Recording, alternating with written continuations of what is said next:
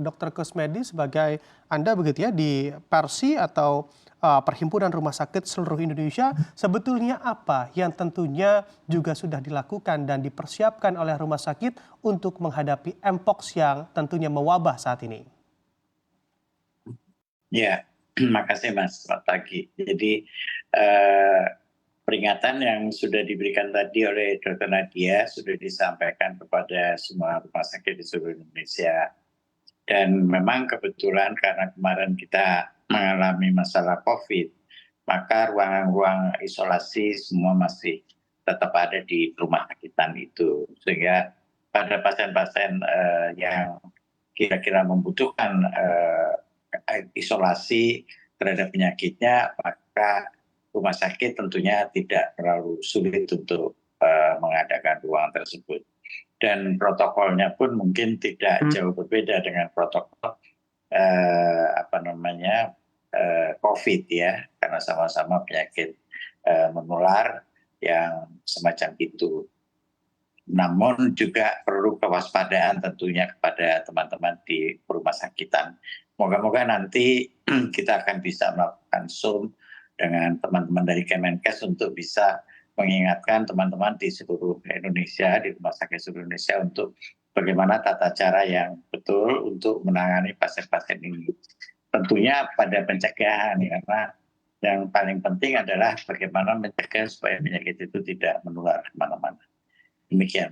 Oke, baik. Saya akan kembali ke Dr. Nadia. Dr. Nadia, untuk pendeteksian kasus Mpox ini memang sudah terdeteksi sejak tahun 2022 lalu hingga Agustus 2024, bahkan sudah ada total 88 kasus terkonfirmasi. Dengan tentunya makin cepatnya penyebaran kasus dari Mpox ini, ada improvement apa yang juga telah dilakukan oleh pemerintah saat ini, Dr. Nadia?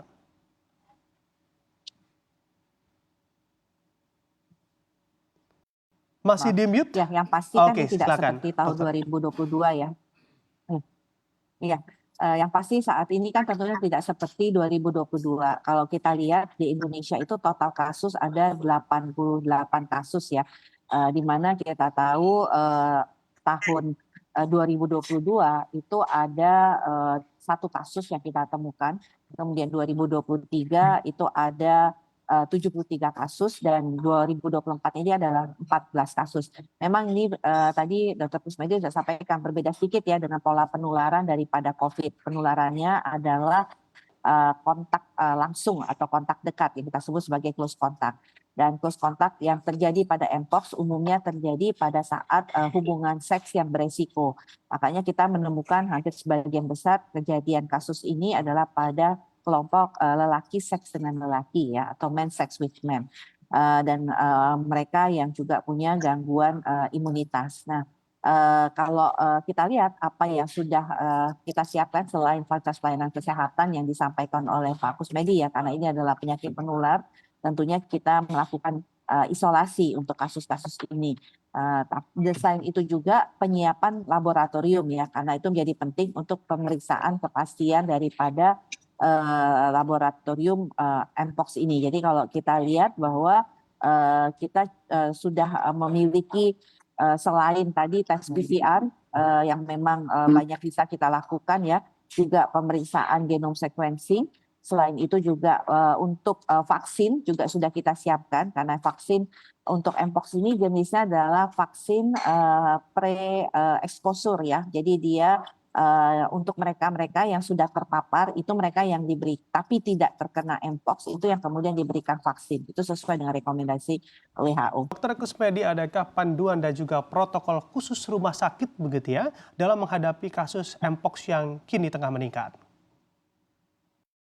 Ya, protokol tentunya sudah ada di rumah sakit karena itu adalah bagian daripada protokol rumah sakitan terhadap kalau kita mendapatkan penyakit-penyakit menular yang harus dilakukan isolasi. Itu sudah merupakan bagian daripada akreditasi rumah sakit, bagaimana rumah sakit menghadapi kasus-kasus penularan semacam ini. Oke. Oke, baik. Lalu dari Kementerian Kesehatan sendiri, adakah protokol yang juga diedukasi melalui masyarakat begitu agar memang semakin teredukasi dengan penyebaran penyakit Mpox di tanah air kita, Dokter Nadia? Iya, iya. Jadi yang pertama yang tentunya kita lakukan ya, satu adalah edukasi kepada masyarakat, terutama mereka yang akan melakukan perjalanan ke luar negeri, untuk sementara tidak mengunjungi negara-negara yang sedang terjangkit ya, atau apalagi kemudian negara-negara Afrika yang kita ketahui kasusnya cukup banyak. Yang kedua, kalaupun memang harus mengunjungi negara-negara tersebut, pastikan personal higienenya tetap terjaga dengan baik ya. Jadi perilaku-perilaku praktek kebersihan personal itu harus dipastikan. Yang kedua adalah menghindari perilaku seks berganti-ganti pasangan ya. Dan ketiga, kalau kemudian kita punya gejala demam, apalagi muncul ruam-ruam kemerahan ya, seperti cacar, segera laporkan dan segera lakukan pemeriksaan.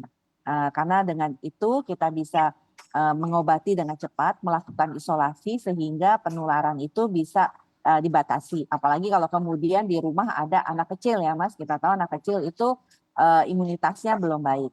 Nah yang lain adalah kalau kita menemukan kasus, kita lakukan penemuan kontak ya, untuk kemudian memastikan transmisinya tidak meluas, terutama misalnya pada kelompok yang melakukan seks beresiko. Itu kalau kemudian kejadian tersebut ada di dalam negeri.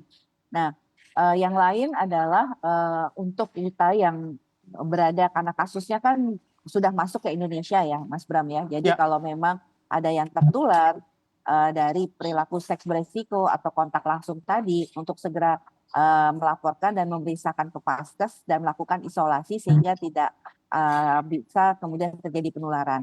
Dan nanti kita akan melakukan pemeriksaan kontak supaya mereka yang kontak tapi tidak sakit itu bisa mendapatkan akses vaksinasi ya untuk perlindungannya.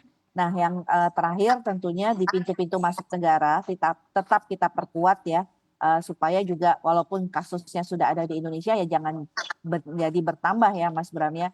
Jadi peningkatan surveillance di pelabuhan, bandara, terminal maupun pelabuhan laut itu juga kita akan memastikan ada e-health card yang dulu ya mungkin kita masih ingat, kalau kemudian mereka memiliki riwayat melakukan perjalanan ke negara-negara terjangkit itu menjadi perhatian kita bersama.